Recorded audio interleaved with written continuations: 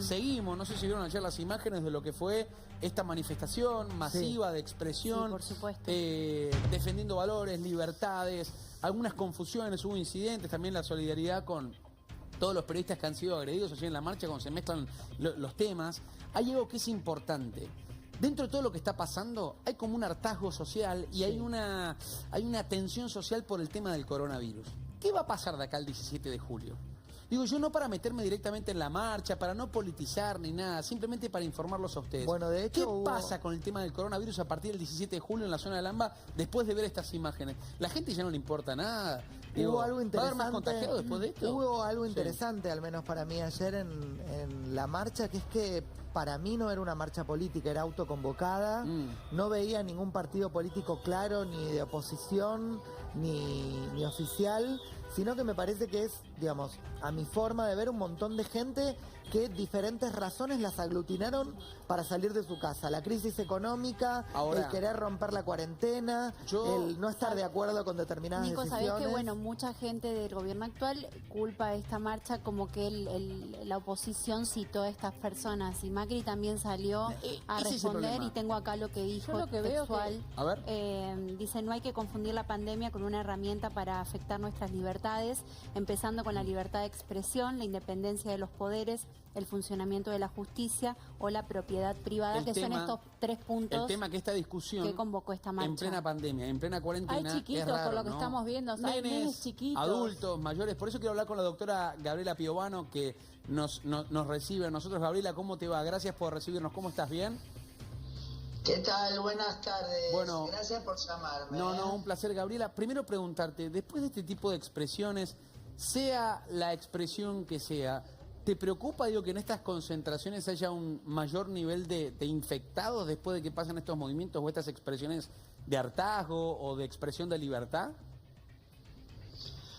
Bueno, de hecho han sacado en algunos medios la información de que al menos 2 personas que participaban muy activamente de estas marchas fallecieron, y si bien claramente no vamos a poder echarle la culpa a la marcha en sí, porque obviamente habría que estudiar bien el caso epidemiológicamente, desde ya que cuando uno se concentra en los lugares, más allá de que por ahí el lugar es al aire libre, entonces corre el viento, etcétera, etcétera, siempre les digo, la gente para llegar a esos lugares toma colectivos, toma el subte, se apoya en los lugares, etcétera, y obviamente es una posibilidad. Pero yo creo que más allá de eso, lo que me parece que es grave es seguir confundiendo las cosas, y que evidentemente estos ciudadanos no cuentan con la información suficiente, y entonces tienen un juicio desviado directamente, ¿no es cierto?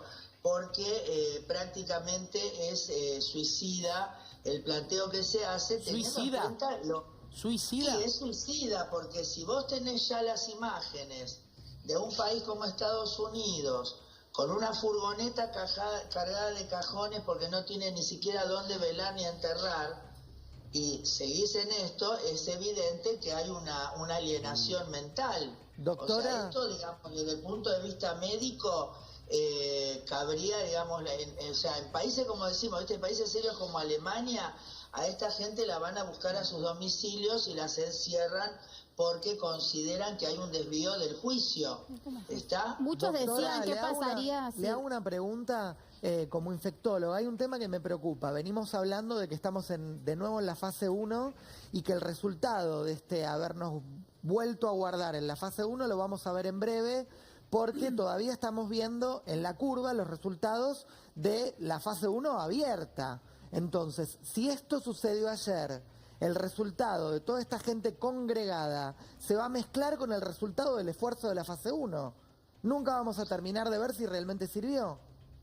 Bueno, lo que pasa es que ya lo dijimos, que si cuando esto empezó, la gente que venía en avión se hubiese quedado en su casa, claro, y no hubiese organizado fiestas, ni participado de casamientos, ni etcétera, etcétera, esto ya estaría totalmente yugulado. ¿Sí? Pero bueno, lo que parece que no se quiere entender es que no estamos hablando y esto ya lo hemos dicho, chicos, hasta el cansancio, ¿no?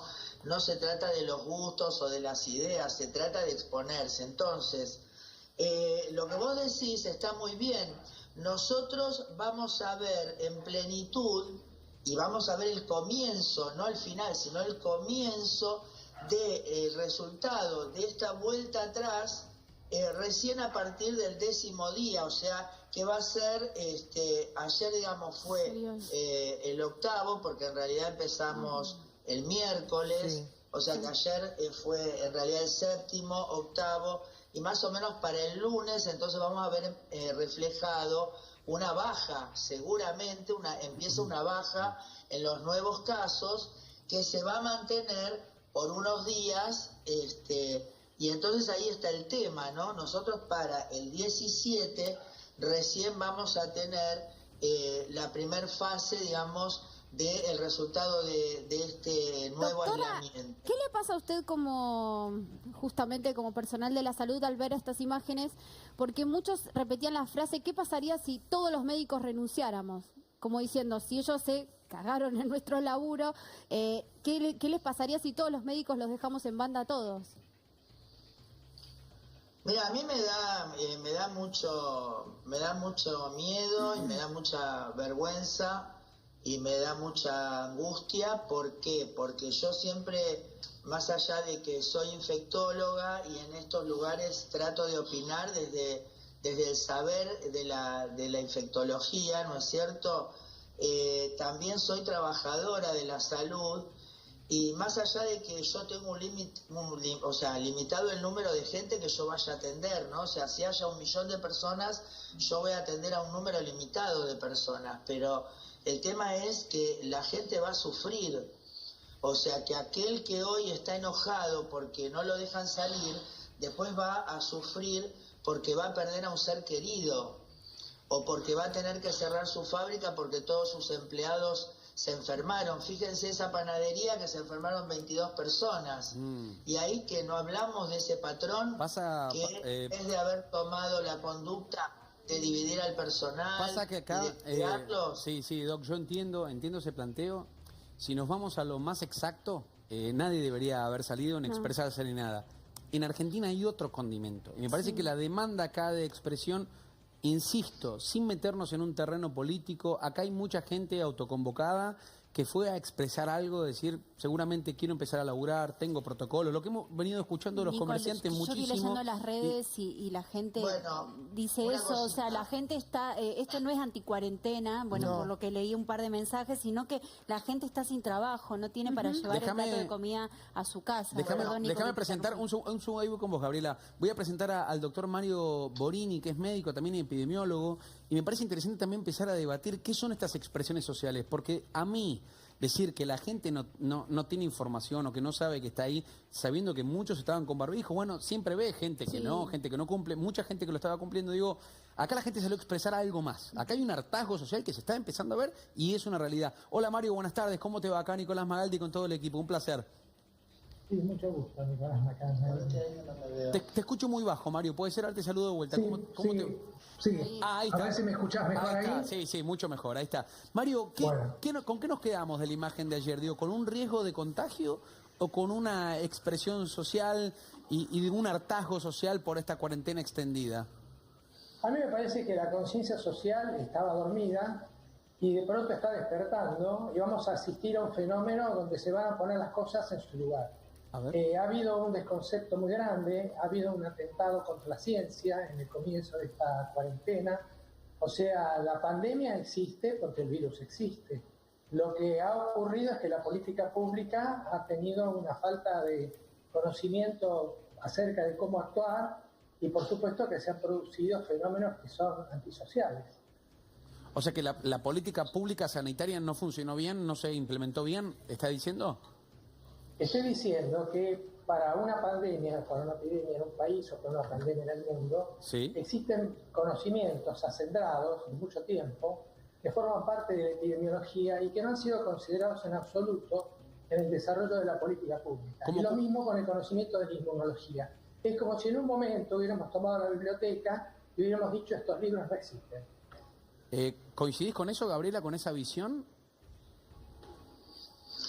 La verdad que el colega no me queda claro qué es lo que está reprochando cuando nosotros, mirá, me había preparado acá, por ejemplo, los números que tiene Chile, habiendo tomado otra actitud, tiene hoy 306.000 contagios y nosotros tenemos 90.700.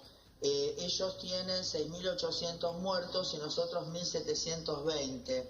Entonces, Argentina figura entre los países que han calificado mejor en la respuesta que han tenido a la pandemia, y viniendo de un gobierno donde el Ministerio de Salud pasó a Secretaría y se cortaron muchísimos programas de asistencia a las personas, realmente no sé cuál es la visión que tiene el doctor. A ver, Mario.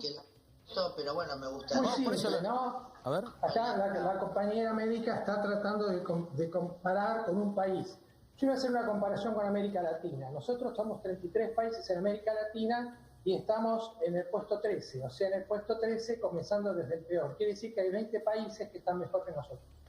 En el mundo nosotros estamos 75 y sobre 215 países quiere decir que hay 140 países mejor que nosotros, con cuarentenas mucho menos estrictas, menos militarizadas, menos coercitivas, menos penalizables, sin conductas como por ejemplo abrir una causa penal, y sin universalización, o sea, no están universalizados. ¿Dónde hay una cuarentena para sanos? ¿Dónde existe en la historia una cuarentena para sanos? Doctor, ¿y usted Es la primera vez en el mundo. Perdón, ¿qué propone, por ejemplo, a partir del 17 de julio? Nosotros tendríamos que levantar totalmente la cuarentena en los lugares que no ha habido casos, tendríamos que habilitar absolutamente todas las escuelas rurales donde no ha habido casos, que esto ha producido un daño enorme en la infancia, tendríamos que abrir todos los consultorios médicos para todas las actividades de la atención médica. Tenemos que considerar que esta pandemia, en el mayor de los casos, se va a llevar solamente el 2% de las muertes totales del mundo, que son 57 millones. ¿Qué hacemos con el otro 98% de las muertes si fuéramos proporcionales? No estamos haciendo nada proporcional.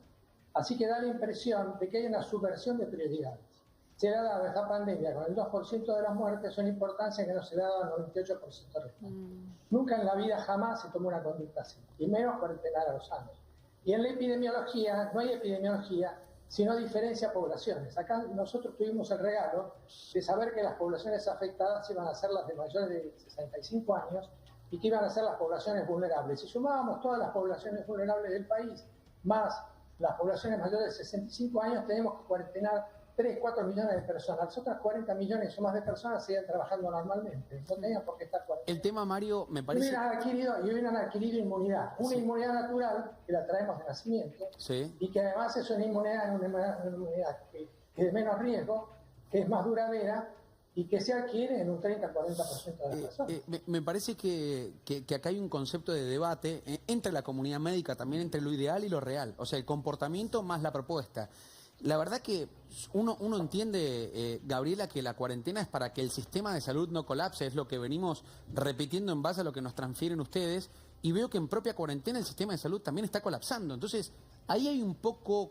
Hay hospitales que tienen las camas algo no está ocupadas, claro, me parece, ¿no? Digo, con cuarentena estricta, el sistema de salud sigue saturado. Pero también faltan ¿No? A ver. testeos, también faltan testeos. A ver. Hubo cuarentena estricta. No hubo cuarentena estricta. ¿Perdón? No, Sí, hubo. sí, No, doctor. ¿cómo que no? Sí, hubo. Perdón, ustedes justamente antes del 1 de julio estaban ustedes mostrando cómo en todos los lugares la gente estaba circulando. Una cosa es... Perdón. Una cosa es... No cumplen la entiendo. cuarentena. Una cosa es... La cuarentena fue estricta en los primeros días. Sí, es cierto. La cuarentena fue estricta Coincidimos, y ahí no funcionó. Teníamos 100 casos por día y eso se mantuvo por 3 meses. Cuando se empezó a presionar desde todos los puntos de vista económicos y políticos y mediáticos para que se empiece a abrir, fue cuando se empezó a desmadrar. Entonces yo les digo lo siguiente, acá es todo muy lindo, está todo muy bien, la infectología, la crítica, la discusión, pero la única verdad es la realidad.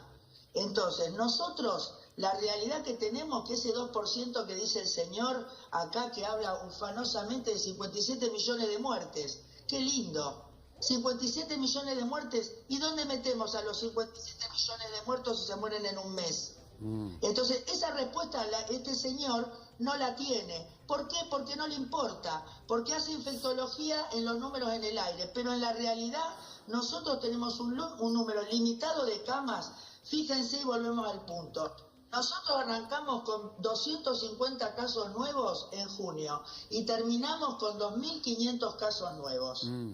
Nosotros en este momento los resultados son subtesteos, porque hay lugares donde el 50% da positivo. Quiere decir que se está testeando de menos y por más que la excusa sea, déjenme terminar, por más que la excusa sea que ahora van a buscar los casos, porque cuando empezamos también se iban a buscar los casos, siempre se fue a buscar los casos, no los asintomáticos. Gabriela, Después, pero el sistema, perdón, el sistema de salud va a colapsar. Va a colapsar si nosotros, vamos a hacer cuenta, el 1% de 250 es 2,5. Eso sería el número de personas que ese día se podrían llegar a morir por ese nuevo día, ¿se entiende? Igual, perdón. Gabriela, 500, hablamos de 25 personas. Déjame, Gabriela. Quiero dar la idea, porque si no, no se va a entender lo que... No, está perfecto, pero de verdad que... Nosotros no tomábamos esta actitud de cierre, nosotros en 15 días íbamos a tener 25.000 casos nuevos todos los días. Esos son 250 muertos por día. Gabriela, ¿sabes lo que pasa cuando te escucho? Te soy totalmente honesta. Aprecio mucho todo lo que decís y lo tomo porque obviamente sos la persona que sabes, pero noto un poco deshumanizado tu discurso. Al contrario. Hay mucha gente... Al contrario. ¿Sabés de dónde viene? De verle la cara a la gente de la que estamos hablando, porque yo trabajo en el Hospital Muñiz en terapia intensiva y atiendo personas de COVID. Así que ninguno de ustedes... Y está todo bien porque cada uno está en su función, pero ninguno de ustedes vive esa realidad. Así que por favor, al contrario, estoy tratando de humanizar a una persona que dice que se van a morir 52 millones de personas. Pero sabés que hay mucha gente que también se está muriendo de paros cardíacos, de depresión, de que se funden sus trabajos, de hambre. De depresión no se murió ninguno. Sí, hubo suicidios. Sí que hubo suicidios. Sí. Pero los países que no hicieron lo que hacemos nosotros tienen esa muerte más los muertos por coronavirus, muchachos. A ver, por eso es lo que les estoy planteando, que acá no es Piovano, no importa lo que yo diga, no importa lo que diga ninguno de nosotros. Cuando cada uno de estas personas, estimulada por, ay, te vas a morir del no sé qué y qué sé yo, entonces salí, mi amor, salí. Gabriela, y esa persona se ahora sí, mira, yo lo que entiendo... Vamos a un lugar y no vamos a poderle dar respuesta. Esta es la verdad. Después especulemos con lo que quieran. Nada más. Déjame meter un bocado, Gabriela. Un segundo, ahí voy con vos, Mario. Déjame meter un segundo para ordenar. Ahí voy con vos, Mario. Así vamos hablando entre todos y no monopolizamos el discurso de ninguno. Me parece súper interesante, por algo están al aire, que tengan esta opinión porque lo están viviendo ustedes en primera persona, son las personas que nosotros tenemos que escuchar. Ahora, lo que estoy pensando, acá hay un comportamiento más allá de la cuestión de salud, que es un comportamiento social. Toda esta gente que está acá está viviendo ya hace un tiempo lo mismo que muchísima gente, o seguramente guardado en sus casas, sin poder trabajar, con los locales cerrados, sin llegar a fin de mes, seguramente ahora yendo a estos comedores que le están dando un plato de comida calentito por lo menos en el día. El contexto, saliendo de esta pandemia, nos vamos a encontrar con un 60% de pobres aproximadamente en la República Argentina. Eso también es una pandemia y es una realidad. Entonces, en esta lucha que imagino que es entre lo sanitario, lo económico, lo inmediato y lo urgente, se empiezan a mezclar estas cosas y tenemos estas expresiones sociales. Por eso digo, no hay que atacar tampoco a esta gente, porque yo imagino que ninguno de los que está ahí quiere contagiarse sabiendo que están los riesgos. Tienen razón. A ver, Mario, ¿qué opinas de esta visión de lo que dijo Gabriela? No, yo opino que ella cuando habla de los 57 millones no considera lo que yo expresé. Yo digo que hay 57 millones de muertes en el mundo y que a lo mejor llegamos al 1.000.000 en un año y ese 1.000.000 va a representar un poco menos del 2%. Entonces, acá la salud ha subvertido las prioridades, porque hay otro 98% que no son el COVID, al cual no se le ha dado una importancia proporcional. Igual, Mario. Pensemos que hay 15 millones de muertes por infarto agudo de miocardio, unos 5 millones de muertes por accidentes cerebrovasculares, 1.700.000 por tuberculosis. O sea, el COVID está en el lugar 20 o más lejos de las causas de muerte. Quiero hacer se le ha dado este lugar desalojando la atención de los otros pacientes que van a pagar a lo mejor con su vida con su salud. Coincido. Coincido. ¿Sabés qué? Quiero hacer una pregunta a los dos. Porque para mí las estadísticas también son contradictorias. Perdón que lo diga, Gabriela. Vos hiciste recién una cita al comienzo de esta pandemia donde decías que funcionaba la situación y había 100 casos por día. Es inevitable para mí en esa reflexión poder preguntarte y decirte, ¿y cuánto se testeaba para tener 100 casos por día y saber que había 100 y no había más? Como estás diciendo ahora, ¿en qué proporción nos basamos? Porque vos decís, hay una realidad, se testea tanta gente por día, pero quizá haya mucho más. ¿Eso lo contempla la estadística o es un análisis de decir, tendríamos 25.000 y empezamos a tirar números también como está tirando acá Mario? A ver. Vamos de nuevo, cuando esto empezó, eran 100 personas que vinieron en avión. Esto no surgió del piso y nosotros nos ¿Y por qué no cerraron el 6 antes entonces? Por eso. Porque la gente que venía de afuera y que sabía que estaba el virus afuera, no se guardó. Cuando ya se vio eso, se les hizo firmar una declaración jurada. Sí. Mirá si los hubiesen agarrado y los hubiesen alojado en un hotel, que es lo que se hace ahora. Perdón. No, para, Gabriela. Porque estás contando una... No. El gobierno se obligaba a hacer cuarentena en un hotel. Pero yo me acuerdo muy bien ese momento. A la gente... Bueno, pero una cosa no, porque la gente llegaba acá y sí, los de capital se iban a un hotel. Los que vivían en el interior se iban a sus casas en sus provincias, no se quedaban todos en... Eso ya estaba circulando el virus, porque esto no hubo un día... A ver... No, en ese momento se decía que no había circulación comunitaria, que eran todos casos importados, perdón. Y no se sabía bien tampoco. Entonces, esa es la gran diferencia. Vos, en los momentos que nosotros tuvimos amesetada la curva, que duró 2 o 3 meses, vos cuando se testeaba un 20% fue al principio, después fue bajando hasta un 10%, que es lo que la OMS acepta como un número aceptable de proporción. Quiere decir que estás con un margen bien, porque quiere decir que de cada 100 que haces, 10 te dan positivo y 90 te dan negativos. Pero después se empezó a abrir, la gente empezó a salir, y entonces ya no estás hablando de 1.000 casos, estás hablando de 10.000 casos. Espera. No, espera un segundo. Déjame ir en un punto, si no, Gabriela, de verdad que vamos avanzando. ¿Sabés qué entiendo? Perdón. Sí, entiendo. Porque cuando eran 100 casos por día, a su vez reflejaban que había menos circulación. Espera. Y ahora hay más circulación, y si no la frenábamos, Gabriela, íbamos a una inercia de circulación que ya nos iba a sobrepasar. Mirá. ¿Qué es lo que ha pasado? Porque el doctor tenía que en todo caso ver lo que pasó en Italia, lo que pasa en Estados Unidos y lo que pasa en Brasil. Gabriela, estaría bueno que opine el doctor, porque lo dijimos hablar. Espera, quiero saber con Julián al móvil y quiero tenerlos a ustedes porque también es la situación de un comerciante en vivo. Yo quiero saber si estamos hablando de un dato real que es el que te da a vos el testeo y la cantidad y los potenciales casos que pueda haber acorde a ese contagio, ¿qué es lo exacto? Porque ahí también hay decisiones. Ahora lo vamos a debatir.